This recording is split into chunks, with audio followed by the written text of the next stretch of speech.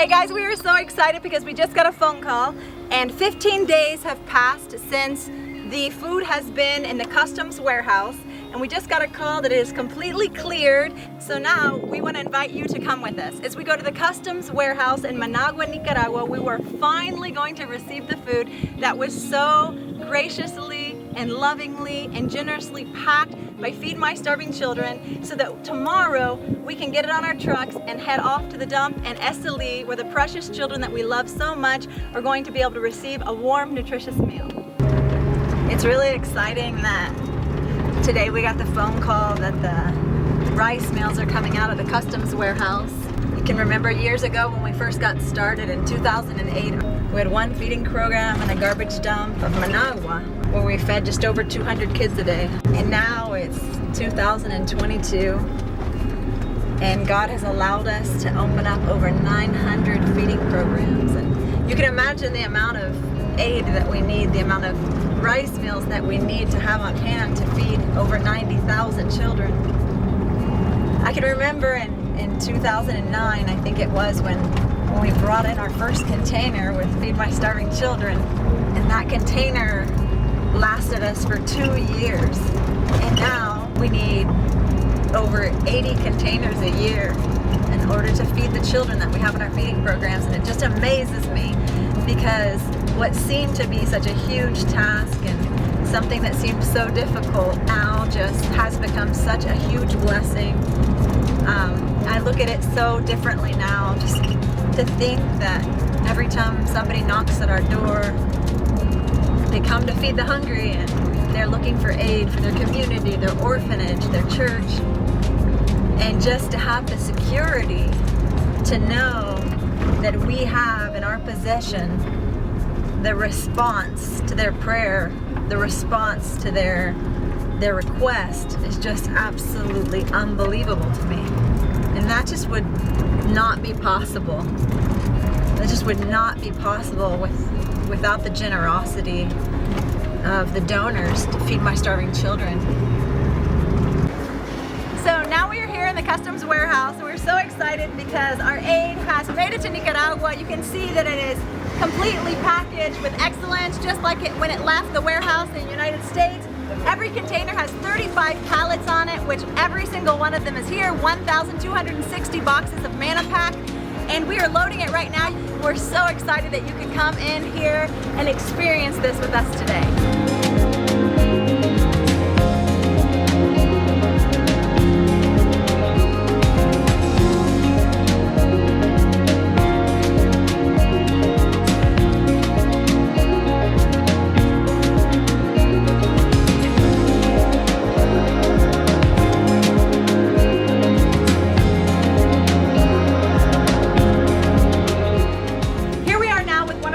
Trucks that is loaded with 80 boxes of Manna Pack. So one of the things that we really love about Feed My Starving Children is that we share the same mission. One of our greatest desires is to reach people who others aren't able to reach. So we want to go where people can't go, people don't go, people haven't gone, to be able to share Christ's love and to be Christ's hands and feet to them in this very practical way, and bringing food to them and always bringing the Word of God to them. So tomorrow you're going to be traveling with us to Esteli, where we are going to go into the garbage dump, and you're going to be able to meet families that we work with and see the children in the feeding program that we work with, and we're so excited for you to be coming along with us.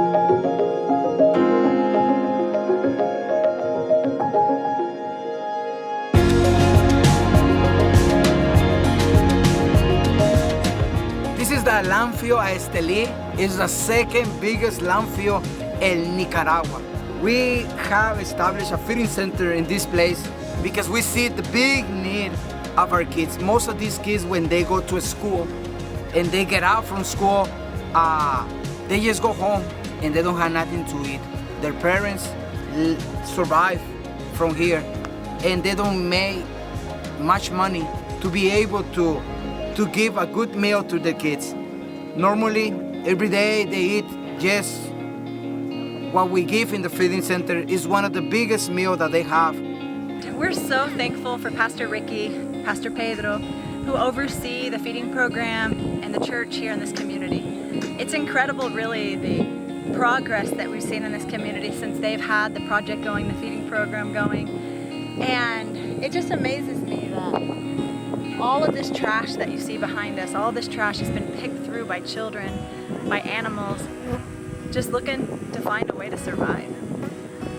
Like one of the little kids just told me, 5 years old, Jose, said, "I'm just looking for pichingas to sell for a little bit of money." And if in that process they find a little bit of food, those are the things that they search for, and for them that is golden.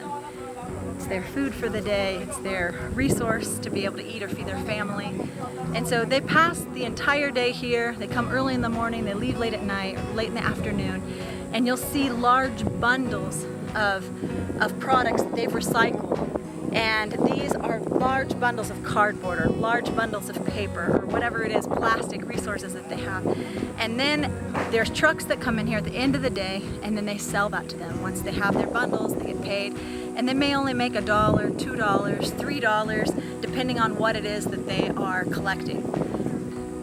I remember years ago that I asked the Lord if He could help me to see the people of this country through His eyes.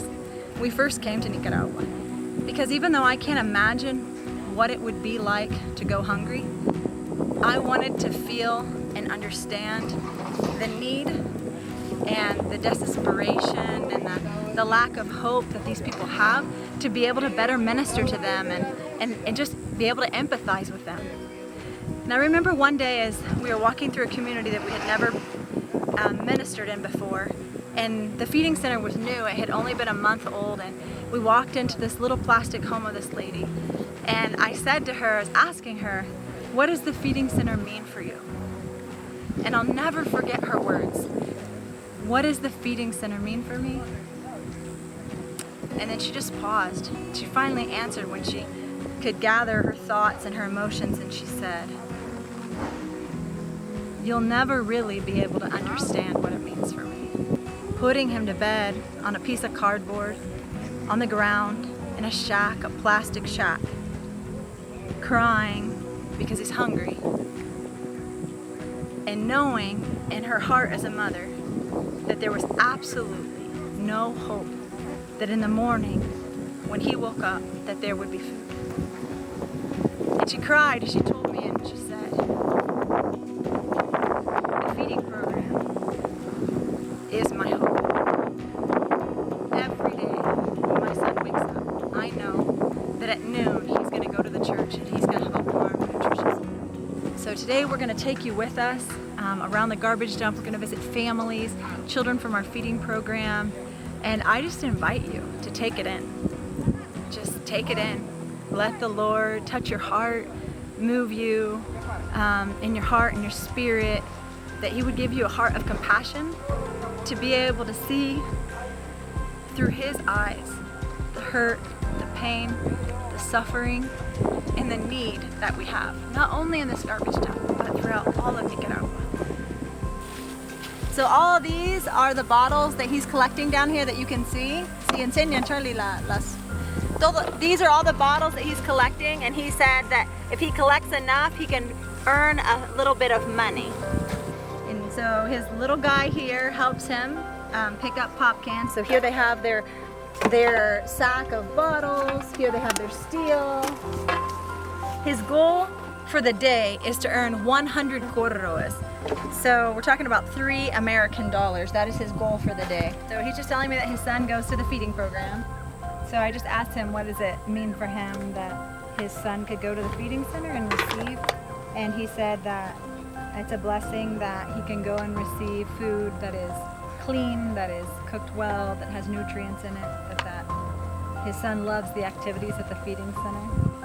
One of my favorite parts when visiting a feeding program is that I like to be there earlier than the children comes to the feeding program. And I like this because I like seeing the kids coming from their houses, running, and in their hands they're carrying a plate and a glass and a fork or spoon. But they're empty. But they're running with a great smile on their faces.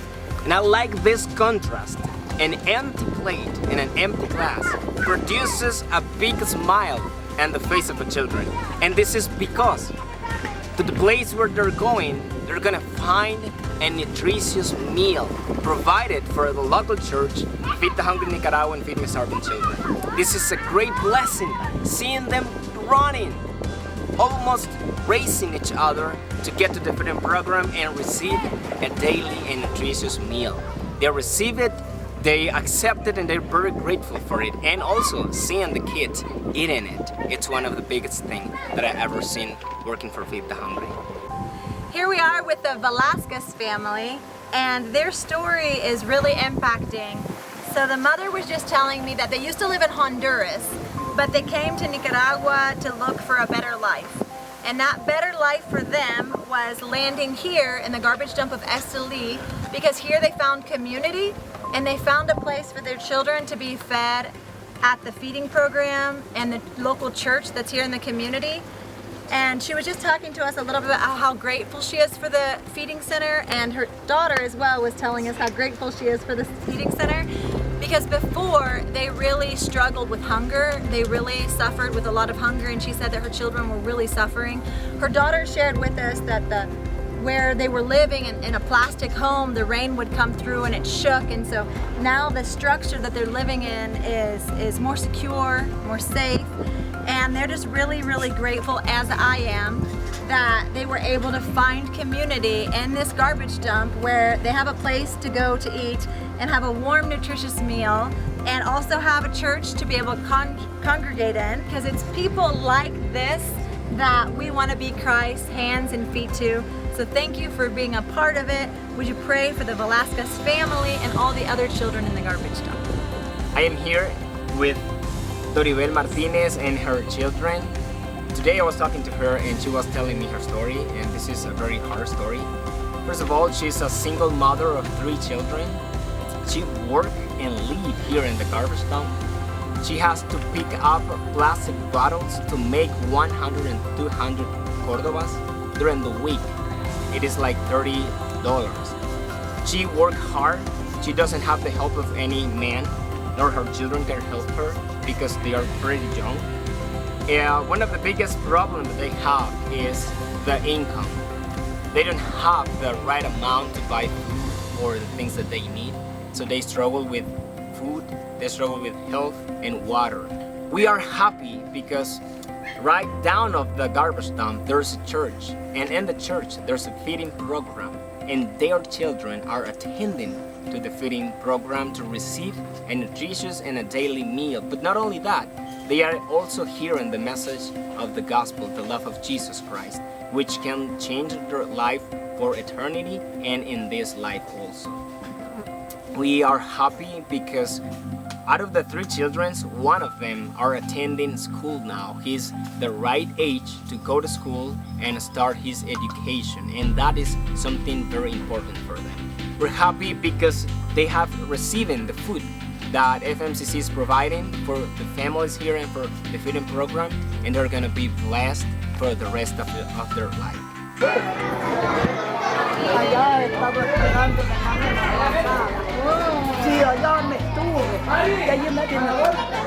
She's just saying that she was waiting for us when she heard our pickup truck coming into the community, because she knew that we were coming, and she hasn't had something to eat, and she knew that we were going to be bringing her food.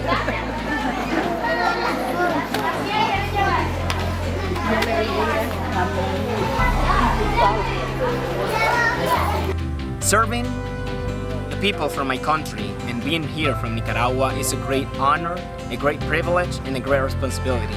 It is a great joy when I receive a phone call from my pastor asking for help for the children of their community to begin a feeding program and places where they work and where they live. I am always amazed at how these pastors are passionate to come and knock on our doors asking for rice and soy to bless their communities, to bless their children.